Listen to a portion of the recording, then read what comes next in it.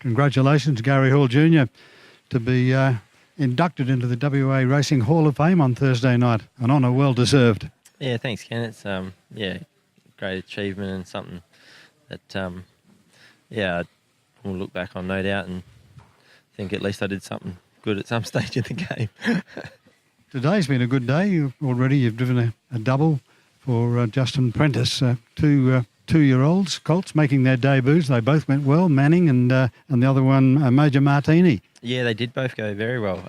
Went to the line both with something in reserve. So after the way the first one went, I was kind of hoping the second one either went a lot better or no good because, make the decision a bit easier. But the way they both went to the line, it was pretty hard to separate them, really. Both different sort of runs, but both full of merit, all the same. So, I'll just stick with whichever one. I'll let him decide. Justin, I usually just leave it up to him. So, I guess he'd probably take the other one around. So. Yeah, that's for the Rich Sales Classic final. Probably in about Friday week, is it? I'd say, probably Friday week. Usually 10 days between the heats and finals. So, I'm looking forward to it after those two.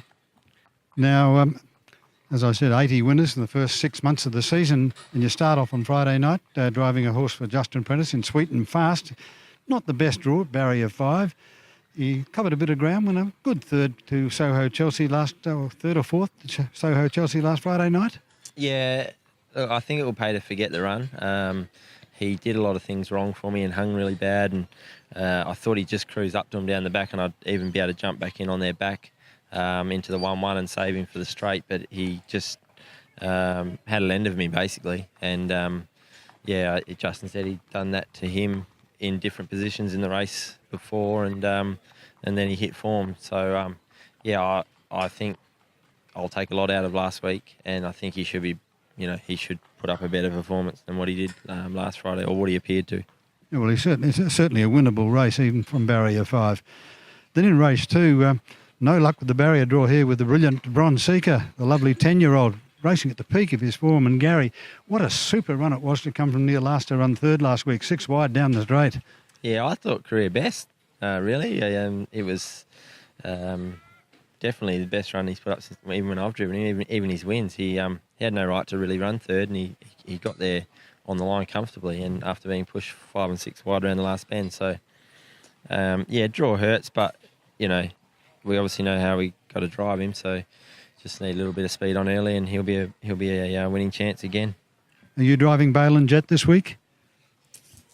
Yes, I will be. Yeah. He was just okay at Pinjarra, but David said he might have needed the run. He'd had a little bit of time off from racing, so he should be improved on the Pinjarra run, and he could figure into the money from what looks like a tough draw as well. He'd probably just be sat up and hope for speed early, but maybe run a place.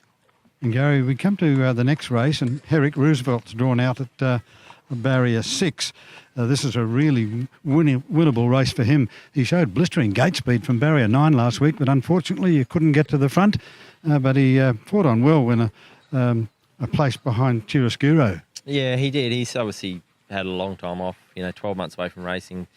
There's only so much we can do with him at home. But he's had 2 good runs under his belt now. Look, I think it's a short trip, is it? Yeah, a mile. So I'd say a horse like the Art Form's going to be hard to beat.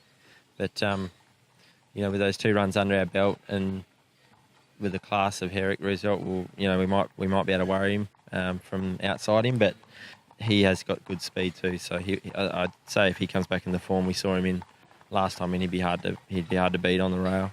You'd imagine he'd get the front. Then in the next race, Liberty Rose and the Arsonist, 2 stable runners. What do you think of their prospects in that race? Yeah, we were crying out for a draw with the Arsonist before we had issues with him, which seen him sort of have that little break. And I thought he was just a draw away from leading and winning a race. He needed the run badly last start, went okay. I'd say, from that draw he'd be liking to lead and try his luck at leading, because you never know when you're going to get these draws again. So I will probably drive Liberty Rose though, only because just mainly for Steve and that. And yeah, we'll drive her and just see if we. I think it's a good draw for her too. So Drawing the inside of the back is a nice draw for her. it is, yeah, and obviously nothing else off the back line, which helps. We should be able to get her out at some stage, and she'll look the winner at some stage. But yeah, hoping it's just been sort of fitness with her. Then we go down to race 7. Mr. Bushido drawn in the middle of the field. He's drawn out wide at barrier 6. Yeah, I'll probably drive Dominate the Dojo and that, drawn inside the back. A fair run last week, Dominate. Yeah, it was. He's a little shy of the line, him and Louis. So, Did you actually get your nose in front with Dominate the Dojo? I don't think so. I don't know. Maybe. I was in a very long cart because he's a big horse and that, and it was hard to line up. But I think in this race, like Gangbuster, might take his chances on leading. He does go better in front, I think, so we probably get a good spot. And even if we're 3 back, it's not the end of the world. Just needs clear running at the right time. And the stable's got a newcomer from Victoria, a New Zealand-bred mare called Just Rockin' By, and she's making her West Australian debut this week from barrier 4. How's she going?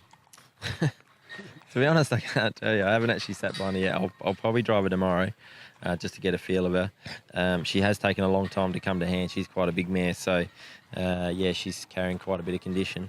Definitely will need the run, and looks very tough to beat. Alpha and Ray drawn 1, so yeah, she'll probably just be looking for a soft trip and get to the line with her. Talking about hard to beat, Caviar Star is going to be very, very hard to beat. He loves the stand. His last 2 appearances in stands, he's won both times. He's drawn in the inside of the 10 metres with only 2 front markers in front of him. Caviar Star, I think he's racing at the top of his game. Yeah, he is. Unbelievable run last start.